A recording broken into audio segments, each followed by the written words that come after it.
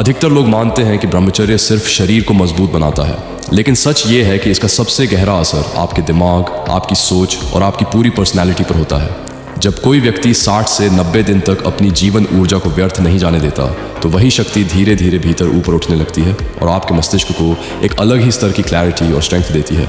आपकी सोच पहले से ज़्यादा साफ हो जाती है, मन बिना कारण भटकता नहीं, अंदर एक शांति आने लगती है जो पहले कभी महसूस नहीं हुई थी। और सबसे बड़ी बात, आपका आत्मविश्वास बाहर से नहीं, अंदर से बनना शुरू हो जाता है। यही कारण है कि ऐसे लोगों का चेहरा अपने आप बदलने लगता है, एक नेचुरल ग्लो, एक अलग ही आकर्षण आता है और लोग बिना किसी कारण उनके प्रेजेंस से प्रभावित होने लगते हैं। वे ज़्यादा बोलते नहीं, लेकिन जब बोलते हैं तो असर छोड़ते हैं, और जब चुप रहते हैं तब भी उनकी वैल्यू कम नहीं होती। लेकिन असली बदलाव यहाँ से शुरू होता है। शुरुआत में इंसान ब्रह्मचर्य को सिर्फ एक इच्छा को कंट्रोल करने के लिए फॉलो करता है, लेकिन धीरे धीरे ये कंट्रोल उसके पूरे जीवन में फैलने लगता है। अचानक से सुबह जल्दी उठना आसान हो जाता है, काम में डिसिप्लिन आ जाता है, डिस्ट्रैक्शंस पहले जितने पावरफुल नहीं लगते, और जो चीज़ें पहले इम्पॉसिबल लगती थीं वो धीरे धीरे अचीवेबल लगने लगती हैं। ऐसा इसीलिए होता है क्योंकि आपका मन एक बहुत गहरी स्किल सीख लेता है, इम्पल्सेस को कंट्रोल करने की स्किल। और जब एक बार ये स्किल डेवलप हो जाती है तो ये सिर्फ एक जगह नहीं रुकती, ये आपके हर डिसीजन, हर हैबिट और हर एक्शन में दिखाई देने लगती है। आप खुद नोटिस करोगे कि अब आप तुरंत मिलने वाले प्लेजर के पीछे नहीं भागते, बल्कि लॉन्ग टर्म गोल्स के लिए खुद को रोक पाते हो। और यही डिफरेंस एक एवरेज इंसान और एक डिसिप्लिन्ड इंसान के बीच सबसे बड़ा अंतर बनाता है, और एक हिडन ट्रूथ है जिसे बहुत कम लोग समझते हैं। ब्रह्मचर्य आपको सिर्फ कंट्रोल नहीं सिखाता, ये आपको मजबूर करता है कि आप अपनी लाइफ को मीनिंगफुल बनाओ। क्योंकि जब डिस्ट्रैक्शंस कम होने लगते हैं, जब माइंड बार बार प्लेजर नहीं मांगता, तब अंदर एक खालीपन पैदा होता है, और वही खालीपन आपको पुश करता है कि आप कुछ बड़ा करो, कुछ बनाओ, कुछ सीखो, अपने आप को अपग्रेड करो। यही कारण है कि जो लोग इस पाथ पर टिके रहते हैं वे धीरे धीरे बहुत फोकस्ड, एम्बिशियस और पर्पस ड्रिवन बन जाते हैं। वही एनर्जी जो पहले आपको रेस्टलेस बनाती थी, अब वही एनर्जी आपके गोल्स को फ्यूल देने लगती है। आप में कंसिस्टेंसी आती है, क्लैरिटी आती है, और एक डायरेक्शन बनती है जो पहले मिसिंग थी। अगर तुम सच में इस पाथ को सही तरीके से फॉलो करना चाहते हो, कन्फ्यूजन के बिना, मिस्टेक्स के बिना, तो मैंने अपने एक्सपीरियंस और डीप अंडरस्टैंडिंग से एक ब्रह्मचर्य ई बुक बनाई है। ये कोई रैंडम थ्योरी नहीं है, ये एक प्रैक्टिकल रोड मैप है जो तुम्हें स्टेप बाय स्टेप गाइड करेगी कि कैसे शुरुआत करनी है, कैसे कंसिस्टेंसी बनाए रखनी है, और कैसे इस एनर्जी को सही दिशा में यूज़ करना है। लिंक डिस्क्रिप्शन में है, या व्हाट्सएप से कनेक्ट करके ले सकते हो। और अगर ये नॉलेज तुम्हें जेन्युइनली वैल्यू दे रही है, अगर तुम्हें लग रहा है कि ये चीज़ें तुम्हारी लाइफ बदल सकती हैं, तो सपोर्ट के लिए डिस्क्रिप्शन में डोनेशन लिंक भी दिया है। तुम्हारा छोटा सा सपोर्ट इस मिशन को और लोगों तक पहुंचाने में मदद करेगा।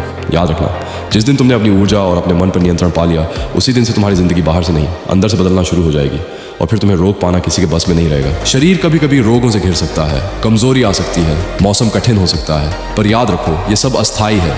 लेकिन एक बार अगर ब्रह्मचर्य का संकल्प टूट जाए तो केवल शक्ति ही नहीं, आत्मविश्वास भी गिर जाता है। ठंड, आलस, थकान, ये शरीर और मन की परीक्षाएं हैं, पर तुम केवल शरीर नहीं, केवल मन नहीं, तुम उस दिव्य चेतना के अंश हो जो परिस्थितियों से बड़ी है।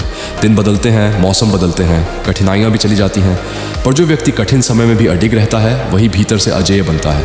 मन को खाली मत रहने दो, क्योंकि खाली मन ही सबसे पहले गिरता है। उसे सृजन में लगाओ, लिखो, सीखो, संगीत में डूबो, नए कौशल सीखो, गहरे विषयों पर सोचो। जब बुद्धि ऊंचे कार्यों में लगती है तो वासनाएं स्वतः कमजोर पड़ती हैं। ब्रह्मचर्य तब बोझ नहीं लगता, बल्कि एक ऊंची अवस्था बन जाता है जहां ऊर्जा व्यर्थ नहीं जाती, बल्कि व्यक्तित्व को निखारती है। याद रखो, आदतें धीरे बनती हैं पर जीवन बदल देती हैं। 30 दिन का अनुशासन 30 साल का फर्क ला सकता है। 1 घंटा व्यायाम पूरे दिन का मनोबल बढ़ा देता है। 30 मिनट की सुबह की दिनचर्या पूरे दिन की दिशा तय कर देती है। कुछ घंटे ज्ञान में लगाए तो वह जीवन भर साथ रहता है। छोटी छोटी जीतें मिलकर महान व्यक्तित्व बनाती हैं। और आज मैं यह बात केवल शिक्षा के रूप में नहीं कह रहा, मैं स्वयं जीवन की एक कठिन घड़ी से गुजर रहा हूँ। परिस्थितियाँ ऐसी हैं जहाँ प्रयास करने के बाद भी आर्थिक दबाव कम नहीं हो पा रहा। मैं रुकना नहीं चाहता, गिरना नहीं चाहता, इस मार्ग को छोड़ना नहीं चाहता, पर सच ये है कि इस समय थोड़ा सहारा मेरे लिए बहुत बड़ा अंतर ला सकता है। यदि मेरे शब्दों ने, मेरे प्रयासों ने या इस ज्ञान ने आपके जीवन में कभी थोड़ा भी प्रकाश दिया हो, तो इस समय आपका सहयोग मेरे लिए केवल मदद नहीं बल्कि खड़े रहने की ताकत होगा। यह दया नहीं, यही एक साधक का दूसरे साधक को सहारा है। आपका छोटा सा सहयोग मेरे लिए उम्मीद, स्थिरता और आगे बढ़ने की शक्ति बन सकता है। देखो, अपने मन में उस व्यक्ति की एक साफ और जीवित तस्वीर बनाओ जो तुम ब्रह्मचर्य के मार्ग पर चलकर बनना चाहते हो। तेजस्वी चेहरा, स्थिर नजरें, मजबूत शरीर और अडिग आत्मविश्वास। अपने काम, अपनी आय, अपना सम्मान, अपना घर, अपना रोज का अनुशासन, हर छोटी बात को साफ साफ महसूस करो। जब ऊर्जा बिखरती नहीं तो कल्पना धीरे धीरे नियति बन जाती है। जिस तरह हम भोजन चुनते हैं उसी तरह हमें ध्वनियाँ भी चुननी होती हैं। उदास, भटकाने वाला संगीत छोड़ो, शांत स्वर, मंत्र, प्रकृति की खामोशी अपनाओ। क्योंकि ध्वनि सीधे तुम्हारी चेतना को आकार देती है। और फिर एक दिन ऐसा आएगा जब ब्रह्मचर्य कोई प्रयास नहीं लगेगा, त्वचा में प्राकृतिक तेज होगा, आवाज़ में स्थिरता और मन में ऐसी शांति जिसे कोई परिस्थिति हिला नहीं पाएगी। तुम खुशी को ढूंढ नहीं रहे होगे, तुम खुद खुशी बन चुके होंगे। अब बहुत धीमी भारी आवाज़ में डोनेशन पार्ट। अब मैं आपसे एक बात बहुत भारी दिल से कह रहा हूँ। ये कहना मेरे लिए आसान नहीं है, लेकिन सच यही है कि इस समय मेरी ज़िंदगी एक बहुत गंभीर आपात स्थिति से गुजर रही है। मेरे सामने हालात ऐसे खड़े हैं जहां बिना आर्थिक सहायता के आगे बढ़ पाना मेरे लिए लगभग असंभव हो गया है। मैं किसी शौक या सुविधा के लिए नहीं, बल्कि जीवन को संभालने के लिए मदद मांग रहा हूँ। मुझे तुरंत 3 लाख रुपए की ज़रूरत है। यह बोझ अकेले उठाना मेरे बस में अब नहीं बचा है। मैं टूट रहा हूँ, फिर भी खड़ा रहने की कोशिश कर रहा हूँ। अगर आप इस यात्रा से जुड़े हैं, अगर मेरी बातें कभी आपके काम आई हों और अगर आप सहायता करने की स्थिति में हैं, तो कृपया आगे आइए।